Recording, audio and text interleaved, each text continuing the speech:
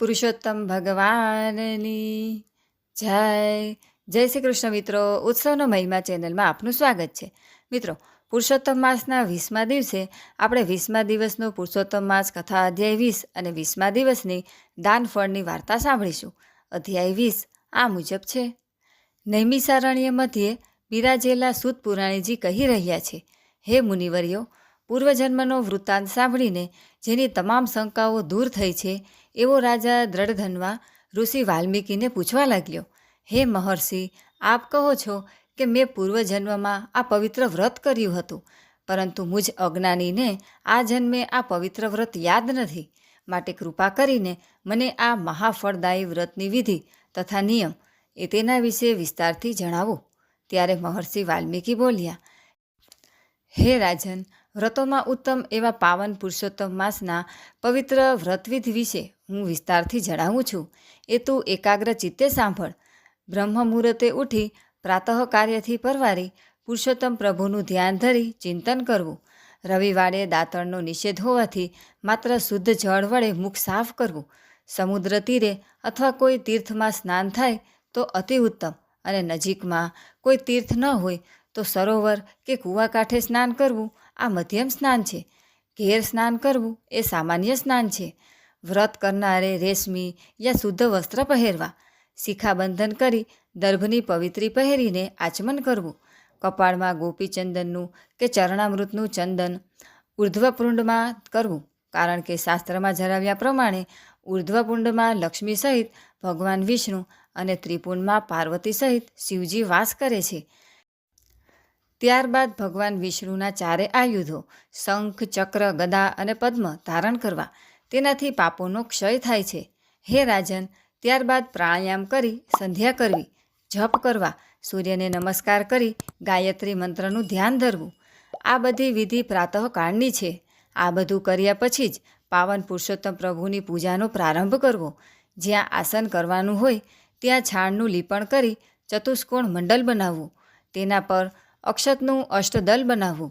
તેના પર સોનાનો, રૂપાનો, ત્રાંબાનો કે માટીનો છિદ્ર વગરનો કળશ સ્થાપિત કરવો. એ કળશમાં ગંગા, યમુના, ગોદાવરી, કાવેરી, સરસ્વતી આદિ પવિત્ર નદીઓનું સ્મરણ કરી અને તીર્થોનું આવાહન કરવું, અને કળશ પર ચંદન, અક્ષત, પુષ્પ વગેરેથી અર્ધે આપી ધૂપ દીપ નૈવેદ્ય ધરાવવું.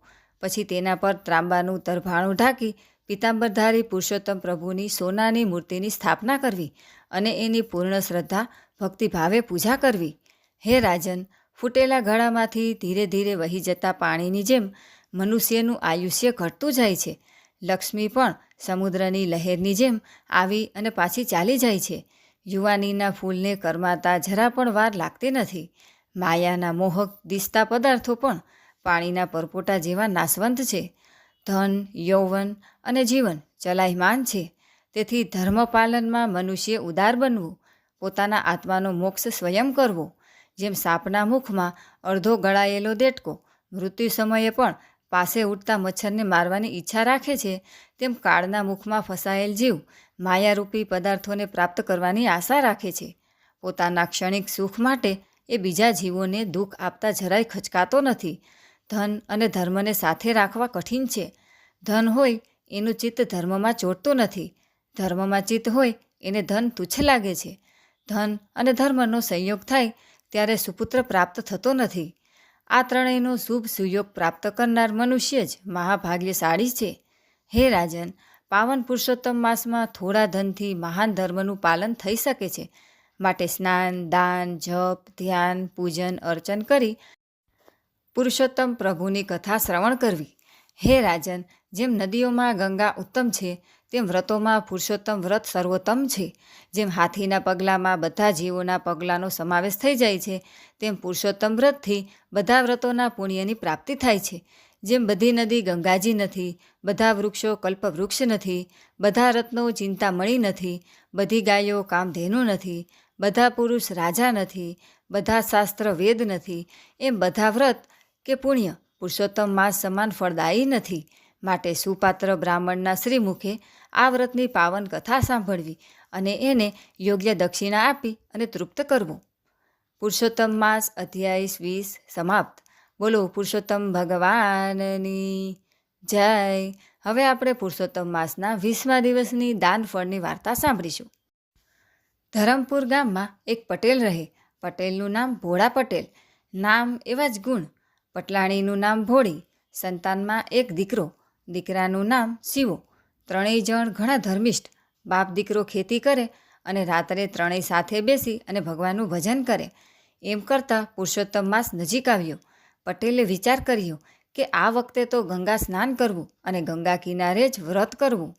પટેલે વિચાર પટલાણીને જણાવ્યો. પટલાણીએ તરત વધાવી લીધો. કર્યા 2 ગાડા તૈયાર. એમાં ભરી ઘર વખરી અને કર્યું પ્રયાણ. ભજન ગવાતા જાય અને રસ્તો કપાતો જાય. આ બાજુ ગોલોકમાં ભગવાને ભક્તનું પારખું લેવાનું નક્કી કર્યું. સંન્યાસીનો વેશ ધારણ કરી અને ભગવાન તો આવ્યા પટેલ પાસે. બપોરનો સમય છે. પટેલ, પટલાણી અને શિવો જમવા કરવા બેઠા છે. પટેલે તરત હાથ જોડ્યા, આસન આપ્યું અને બોલ્યા, મહારાજ પધારો જમવા. ત્યારે પ્રભુ બોલ્યા કે હું તો સદા ઉપવાસી માણસ છું. અન્નને તો હું અડતો નથી. તારે મને રાજી કરવો હોય તો તારું ગાડું આપ. ગંગા સ્નાન કરવા નીકળ્યો છું. ચાલીને જાઉં તો દિવસો વીતી જાય અને મારે છે ઉતાવળ. સાધુ માંગે અને વિચાર કરે તો સેવક નહીં. પટેલે તો તરત પોતાના ગાડાની રાસ પ્રભુના હાથમાં દઈ દીધી. ઘર વખરી પણ ન ઉતારી. પ્રભુ તો ગાડું લઈ અને ચાલતા થયા. ત્યારે પટલાણી અને પુત્ર પટેલને કહેવા લાગ્યા કે ગંગા કિનારો ઘણો દૂર છે, અમારા ગાડામાં બેસી જાઓ. પટેલે ના પાડી દીધી. હવે તો ચાલતા જ જવું. તમારે ગાડું હંકારો, હું તમારી વાંસોવાંસ આવું છું. પટલાણી અને પુત્ર રવાના થયા. પટેલ તો ભજન લલકારતા જાય અને માર્ગ કાપતા જાય. ચાલતા ચાલતા માર્ગ ભૂલ્યા. ચઢી ગયા આડા રસ્તે. ગાઢ જંગલમાં અટવાયા. ન મળે પાણી કે ન મળે ફળનું ઝાડ. નરિયા ઝાડી ઝાખરા, પણ પટેલ હિંમત ના હાર્યા. 3 દિવસ વીતી ગયા. ભૂખ્યા તરસ્યા પટેલ આગળ વધ્યા જાય છે. નથી કોઈ ગામ દેખાતું કે નથી દેખાતી વસ્તી. 3જા દિવસે થાકને કારણે પટેલને અંધારા આવવા લાગ્યા. પટેલ તો બેઠા એક વૃક્ષ નીચે. ત્યાં તો ધબાક કરતું એક મોટા તરબૂચ જેવું ફળ પડ્યું. પટેલ ફળ હાથમાં લઈ અને જોવા લાગ્યા. ભૂખ તો ઘણી લાગી, પણ અજાણ્યું ફળ ખવાય નહીં. સવાર થતાં પટેલ આગળ વધ્યા. ફળ બાંધ્યું પછેડીમાં. આગળ જતાં એક જીર્ણ શિવાલય આવ્યું. પટેલે વિચાર કર્યો કે લાવ ભોળાનાથને પૂછું કે આ ફળ ખવાય કે નહીં. હા પાડે તો ખાવ, ના પાડે તો ફેંકી દઉં. પટેલ તો ગયા શિવાલયમાં.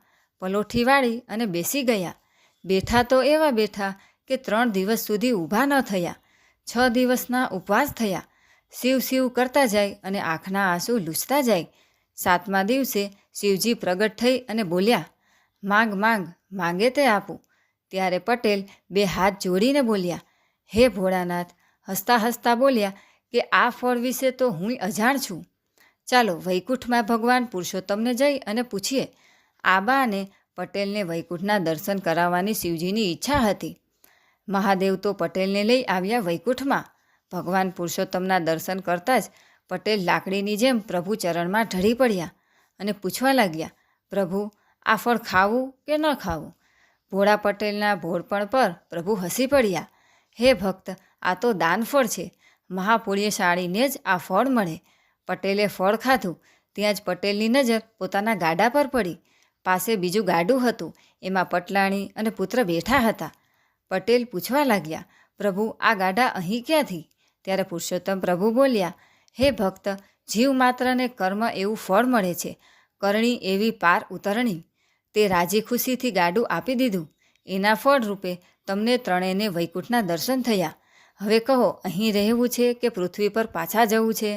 પટેલ બોલ્યા, હવે તો જ્યાં તમે ત્યાં અમે. અમૃત માસે સ્નાન ધ્યાન કરી કરે યથાશક્તિ દાન.